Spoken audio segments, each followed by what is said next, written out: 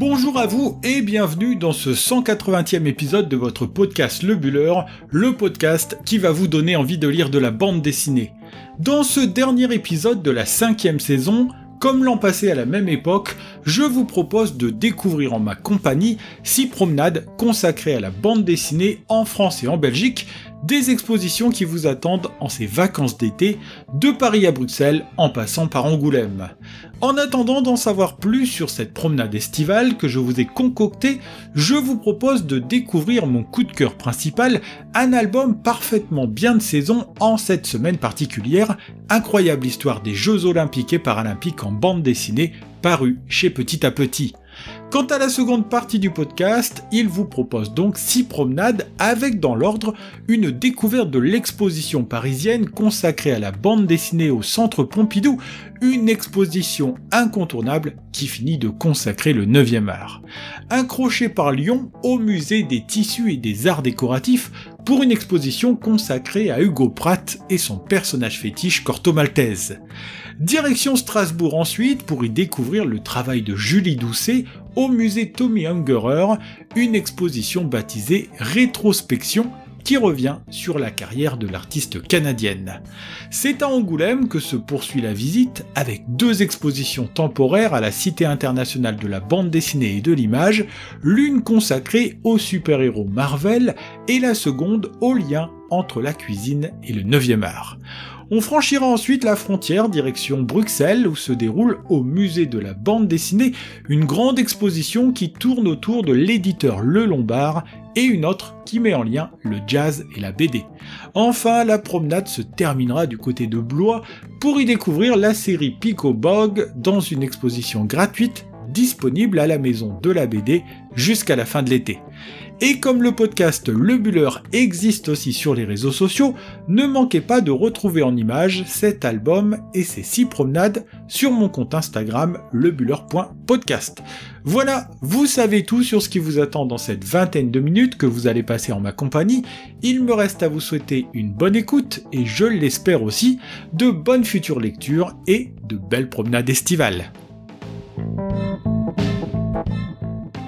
Voilà maintenant des années que l'on parle des Jeux Olympiques de 2024 qui se déroulent à Paris et en cette semaine du 22 juillet nous y sommes. D'ici quelques jours seront ouverts les 32e Olympiades de l'ère moderne chez nous en France. Pour ma part, ce sera aussi l'occasion de prendre des vacances bien méritées après vous avoir parlé bande dessinée toute l'année, mais je n'avais pas envie de vous laisser sans une dernière recommandation incontournable en lien avec les Jeux Olympiques.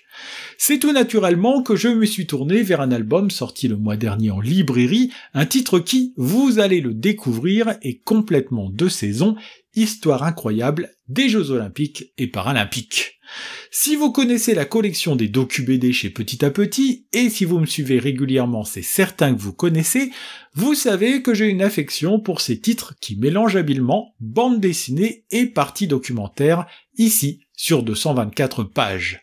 Dans l'album présent, vous avez donc une plongée dans toutes les Olympiades qui se sont déroulées depuis 1896, date à laquelle le français Pierre de Coubertin a relancé cette vieille habitude que les Grecs avaient de faire s'affronter de valeureux sportifs sur diverses épreuves. C'est d'ailleurs en Grèce, à Athènes, que seront organisés ces nouveaux Jeux Olympiques, des Jeux qui auront comme premier héros un certain Spyridon Louis, vainqueur du premier marathon qui faisait à l'époque 40 km au lieu des 195 km aujourd'hui. Chaque chapitre est ainsi consacré à une édition des JO avec une brève présentation sur une page, qui rappelle aussi le pays qui a récolté le plus de médailles, s'ensuit 3 pages de bande dessinée et une double page qui revient sur le personnage mis à l'honneur et des événements anecdotiques. C'est donc une foule d'informations qui vous sont données pour chaque Olympiade présentée, avec à chaque fois le retour sur un héros ou une héroïne des Jeux et sur les faits marquants qui se sont déroulés tous les 4 ans, donnant un titre riche et passionnant en informations. Aussi bien orienté pour les amateurs de sport que pour les non-initiés, on découvre ici une foultitude d'anecdotes qui vont donner très envie d'être le plus vite possible au 26 juillet pour que continue de s'écrire la légende. Parmi les histoires que je ne connaissais pas et que j'ai découvertes ici, la rivalité musclée qui s'est terminée en bain de sang entre les équipes d'URSS et de Hongrie de water-polo au JO de 1956 à Melbourne. Bien entendu, les Jeux de la honte de 1936, ceux organisés par le chancelier Hitler à Berlin, sont abordés, des jeux qui verront la domination d'un certain Jesse Owens, un événement abordé récemment avec l'album de Gradmir Smudja sorti chez Futuropolis.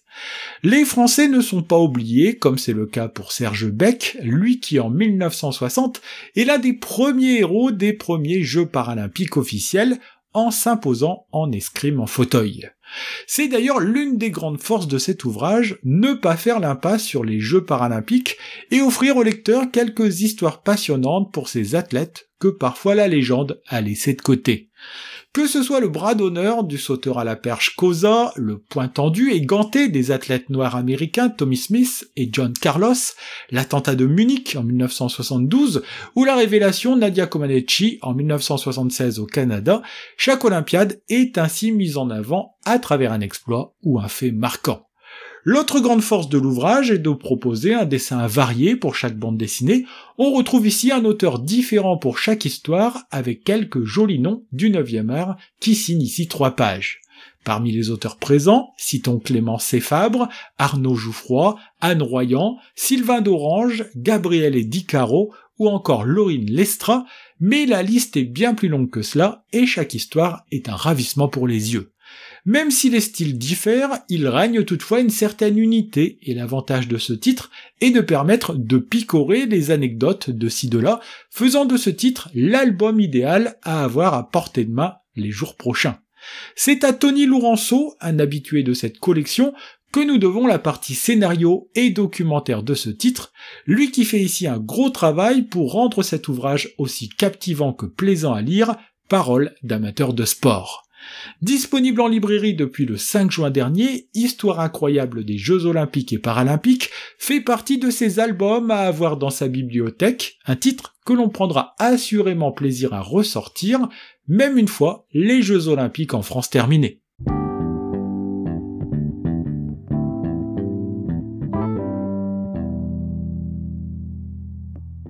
Dans cette seconde partie du podcast, je vous propose donc de découvrir 6 sorties à faire cet été autour de la bande dessinée, que ce soit en France ou en proche Belgique. Comment ne pas avoir envie de commencer cette promenade par la capitale, une ville de Paris qui sera au centre du monde cet été, mais qui est aussi l'épicentre du 9e art avec cette superbe exposition événement que lui consacre le Centre Pompidou au sein de la capitale. La BD à tous les étages est le nom de cette grande exposition qui regroupe en réalité 5 expositions dans un même lieu, qui a décidé de se mettre au service de la bande dessinée jusqu'au 4 novembre prochain, pour le plus grand plaisir des amateurs que nous sommes. Avec l'exposition Bande dessinée 1964-2024, le Centre Pompidou vous propose de parcourir le 9e art à travers une promenade dans ce que la BD a offert au public ces 60 dernières années, en allant d'Harakiri jusqu'aux auteurs les plus modernes. Présentant les différents genres, mettant en écho les auteurs et leurs œuvres, et proposant une douzaine de thématiques, cette exposition bénéficie aussi d'un très beau catalogue qui fera un bel objet souvenir à emporter si vous avez aimé cette rétrospective. Au niveau 5 du musée, vous pourrez découvrir un jeu de correspondance entre certaines œuvres du musée, comme celle de Magritte, avec des grands auteurs du 9e art dont les planches originales sont ici exposées. Edmond Baudouin, Blutch, Philippe Dupuis ou encore Catherine Meurice et Johann Sfar se retrouvent ainsi exposés en tissant des liens entre leur travail et les œuvres d'auteurs contemporains plus habitués au mur du Centre Pompidou. Au niveau 1, dans la galerie des enfants, c'est le travail de Marion Fayolle que vous pourrez retrouver au sein d'une exposition qui s'intitule Tenir tête et qui sera en place jusqu'au début de l'année prochaine. Sur le thème du campement nomade, cette exposition atelier permet de retrouver l'univers poétique et décalé de cette autrice dans 3 grandes tentes qui réservent des surprises au public qui en franchira le seuil. Au niveau -1, la revue Lagon, qui fête son 10e anniversaire, propose une exposition de chemin de fer qui fait se confronter les styles et les techniques de plusieurs artistes, comme elle aime le faire habituellement dans ses pages. Enfin, si vous allez du côté de la bibliothèque du Centre Pompidou, c'est l'univers de Corto Maltese, le personnage d'Hugo Pratt, que vous retrouverez dans une belle exposition qui revient sur ce héros iconique du 9e art qui n'a pas pris une ride avec le temps. Planches originales, storyboards ou encore croquis vous attendent dans cette exposition qui se propose de retracer la vie et le parcours de ce personnage dont la dimension littéraire est aussi fortement mise en avant ici. Inutile de vous dire que cette exposition, comme les 4 autres, sont déjà des immanquables de cette année 2024 pour les amateurs de BD, une exposition que vous pourrez découvrir tout l'été, prouvant par là même que sport et culture feront bon ménage dans la capitale en 2024. De Corto Maltese et Hugo Pratt, il en est aussi question à Lyon, où comme chaque année le mois de juin est l'occasion de lancer les festivités autour de la bande dessinée avec son désormais fameux festival annuel qui a lieu au début du mois. C'est une double exposition que l'on retrouve ici, et si j'avais envie de vous en parler, sachez qu'il ne faudra pas perdre de temps si vous souhaitez la voir, car celle-ci ferme ses portes le 28 juillet prochain, soit à la fin de la semaine où est mis en ligne cet épisode du podcast. Hugo Pratt et Lyon, c'est d'ailleurs une belle histoire qui dure, car il y a 6 ans, l'exposition Ligne d'horizon, consacrée au papa de Corto Maltese au musée des Confluences, avait rencontré un beau succès. Cette fois-ci, depuis le 31 mai dernier, vous pouvez retrouver gratuitement au musée des tissus et des arts décoratifs une exposition baptisée Hugo Pratt, l'héritage, l'œuvre et la biographie, un titre qui résume à lui seul ce que l'on va y retrouver.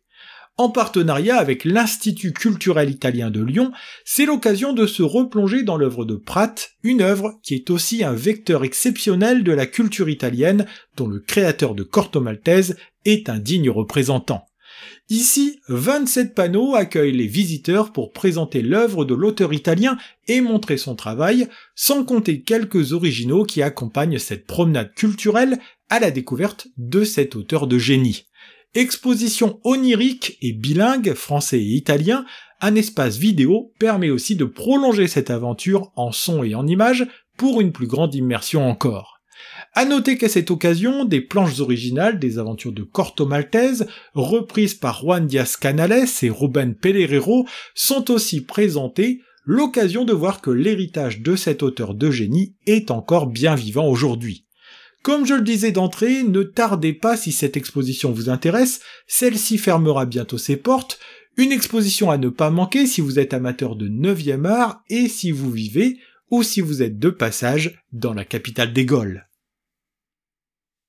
Direction l'Est de la France maintenant avec le travail de Julie Doucet qui se voit exposée à Strasbourg depuis le 25 avril dernier au musée Tommy Ungerer, l'un des musées de la capitale alsacienne. Dans une exposition baptisée Rétrospection, l'autrice québécoise se voit mise en lumière, un travail remis aussi sur le devant de la scène en 2022 lors de l'obtention du Grand Prix au Festival d'Angoulême. Dessins, gravures, collages ou encore vidéos, on découvre l'univers foisonnant de Julie Doucet dans une exposition qui sait aussi mettre en avant toute la poésie qui peut se dégager de son œuvre. En rupture totale avec les contraintes formelles ou artistiques, Julie Doucet a réussi à créer un univers et un style qui lui est propre, que l'on a l'occasion de découvrir ici au musée Ungerer. C'est le fanzine Dirty Plot qui lui permettra de s'amuser et de déployer ce trait si reconnaissable qui lui permet d'aborder des sujets aussi divers et intimes que la masturbation, les menstruations ou encore des rencontres totalement barrées. Entre autofiction et autobiographie, cette poétesse du trash voit ici son univers singulier mis en avant, elle qui va peu à peu délaisser la bande dessinée pour se tourner vers d'autres formes d'art que le musée met en lumière aussi. Que ce soit la linogravure au milieu des années 90, la vidéo, la poésie, cette passionnée des images, comme des mots, ne cessera de multiplier les arts et les supports pour déployer toute sa fantaisie qui apporte une certaine fraîcheur à notre monde parfois corseté. Ouvert tous les jours sauf le lundi, le musée Tommy Ungerer, baptisé aussi Centre international de l'illustration, accueille les visiteurs curieux de découvrir le travail de Julie Doucet jusqu'au 3 novembre prochain. Pour 7,50 € ou 3,50 € en tarif réduit, vous pourrez découvrir la collection permanente ainsi qu'une autre exposition baptisée Enfantillage, basée sur le travail antipédagogique de Tommy Ungerer. Direction maintenant ce que l'on a coutume d'appeler la capitale de la bande dessinée en France, la ville d'Angoulême, où se tient chaque année un festival qui est à la bande dessinée ce que Cannes est au cinéma, c'est-à-dire un incontournable. Si au mois de janvier se réunit donc dans la capitale charentaise ce festival, toute l'année et donc à plus forte raison l'été, la ville propose aux visiteurs de passage de découvrir son musée de la bande dessinée, baptisé aussi le Centre international de la bande dessinée et de l'image. Si comme dans tout musée vous pouvez venir admirer chaque année les collections permanentes, celui-ci organise à plusieurs reprises des expositions temporaires qui permettent de découvrir ou redécouvrir certains artistes ou certaines œuvres incontournables de la bande dessinée mondiale. Que peut-on donc y voir en cet été 2024 ? Tout simplement une grande exposition qui a démarré au début du mois, consacrée aux comics de l'univers Marvel, portée par une pléiade de super-héros que nous connaissons bien maintenant. Ce sont plus de 170 originaux de 90 artistes que vous retrouverez ici, des artistes qui ont développé de véritables univers et des personnages iconiques comme Spider-Man, Daredevil, les 4 Fantastiques ou encore le Captain America. Que ce soit pour les petits ou pour les grands, chacun y trouvera son bonheur dans une scénographie immersive qui permet de parcourir l'univers fascinant de Marvel, un univers qui fait partie intégrante de la culture populaire. Pour les plus gourmands d'entre vous, une autre exposition, baptisée Croquet, la BD met les pieds dans le plat, permet de mettre en lien cuisine et bande dessinée à travers d'autres personnages iconiques comme Obélix et ses fameux sangliers, ou Popeye qui carbure aux épinards. Immersif et proposant des activités orientées pour les enfants, ce parcours culinaire en bande dessinée est véritablement passionnant et accueillera les spectateurs tout l'été et même jusqu'au 10 novembre prochain. Puisque les enfants sont à la fête à Angoulême, notons que depuis le 13 juillet dernier et jusqu'en mars 2025, une exposition autour de l'héroïne Lou, qui a fêté ses 20 ans cette année, est aussi organisée au sein du musée de la bande dessinée. L'univers de Julien Nil est ici déployé dans une exposition qui s'intitule Cher Journal, qui permettra de rentrer dans les coulisses de la création et d'en découvrir un peu plus sur cette série qui s'est déjà écoulée à plus de 3 millions d'exemplaires. Bref, avec ces 3 expositions, vous avez compris qu'il y a de quoi se faire plaisir en passant cet été du côté d'Angoulême, d'autant que l'entrée à 10 € en tarif plein et 6 € en tarif réduit fait de cet endroit un espace accessible à toutes et à tous. D'une capitale de la BD à l'autre, je vous propose de franchir la frontière pour nous rendre en Belgique, à Bruxelles, où se tient aussi chaque année un festival de la bande dessinée en septembre et où se trouve le Centre belge de la bande dessinée, autre musée dédié au 9e art. Comme à Angoulême, en plus d'un fonds que vous pourrez retrouver au sein du musée toute l'année, sont organisées des expositions temporaires qui n'attendent plus que vous en cet été où vous avez peut-être un peu de temps libre. Démarré il y a presque un an et se terminant à la fin du mois d'août, vous pouvez déjà y retrouver une grande exposition consacrée à l'éditeur bruxellois Le Lombard, maison d'édition qui a fêté ses 77 ans l'an dernier. À l'instar de l'organisation des espaces d'un magasin comme Ikea, nous y retrouvons un showroom digne d'un commerce d'ameublement où chaque pièce est consacrée à des personnages ou des séries qui ont fait les beaux jours de cet éditeur. Fondée autour du mythique journal de Tintin, cette maison d'édition possède un catalogue très riche et présente certains originaux qui feront le bonheur des amoureux de 9e art. Ce sera aussi l'occasion de se replonger dans d'illustres séries et d'autres moins connues, mais surtout de pénétrer un univers fascinant, celui d'un éditeur devenu un incontournable de la bande dessinée, que ce soit en Belgique ou ici en France. Pour les amateurs de musique, une exposition baptisée Jazz et bande dessinée vous permettra de découvrir les liens qui existent entre le 9e art et la musique jazz, une exposition qui permet de mettre en avant quelques grands noms de la BD belge, comme Louis Josse par exemple. Ouvert tous les jours de 10h à 18h durant l'été, voilà le lieu idéal pour assouvir sa passion pour la bande dessinée et découvrir toute la richesse des collections de ce lieu art déco qui continue de se refaire une beauté en juillet et en août.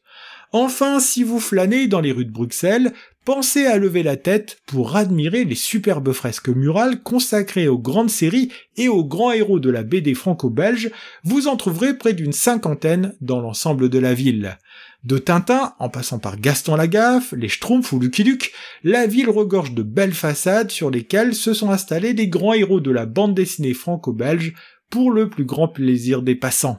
L'été, il est même possible de les visiter avec un guide dans un joli parcours qui démarre du centre belge de la bande dessinée, un parcours dont les informations sont disponibles sur le site cbbd.be. Terminons cette promenade estivale du côté de Blois pour y découvrir une exposition consacrée à l'univers de Pico Bog, un univers dans lequel existe aussi la petite sœur, le personnage d'Anna.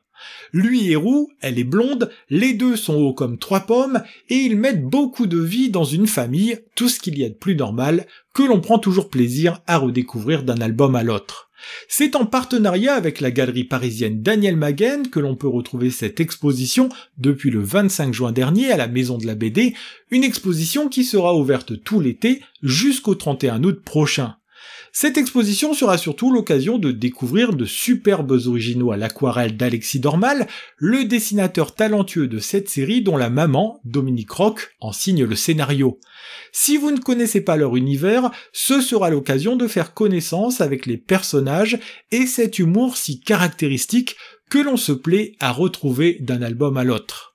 Ouverte de 9h30 à midi et de 14h à 17h30, du mardi au samedi, la Maison de la BD à Blois est devenue l'un des lieux incontournables pour les amoureux de 9e art dans une ville dont le festival BD Boom, qui se tient tous les ans en novembre, gagne en notoriété chaque année. Gratuite, cette exposition permettra ainsi de s'immerger dans cet univers édité chez Dargaud, un bon prétexte pour revenir en enfance en compagnie de Pico Bog et de toute sa famille. Ainsi se termine ce 180e épisode de votre podcast Le Buller, un épisode consacré dans sa première partie à l'album Incroyable Histoire des Jeux Olympiques et Paralympiques, un titre collectif publié chez Petit à Petit, parfaitement de saison, en cette semaine de début des Jeux. J'ai comme toujours pris plaisir à vous préparer et à vous présenter cet épisode, j'en profite pour remercier au passage les différentes maisons d'édition qui m'aident grandement dans cette tâche. Pour que puisse continuer d'exister ce podcast, n'hésitez pas à vous abonner, à laisser une note sur les plateformes de podcast ou encore à en parler autour de vous pour le faire connaître. Le Buller en images, c'est sur Instagram que ça se passe, sur le compte lebuller.podcast, vous y retrouverez la présentation de l'album évoqué aujourd'hui, mais aussi d'autres titres sortis récemment en librairie, ainsi que les différentes expositions dont je vous ai parlé. C'est aussi le lieu idéal pour me contacter et interagir avec moi, et en attendant de vous retrouver à la rentrée, le lundi 26 août, je vous souhaite un bel été, de belles vacances, mais aussi de très bonnes lectures.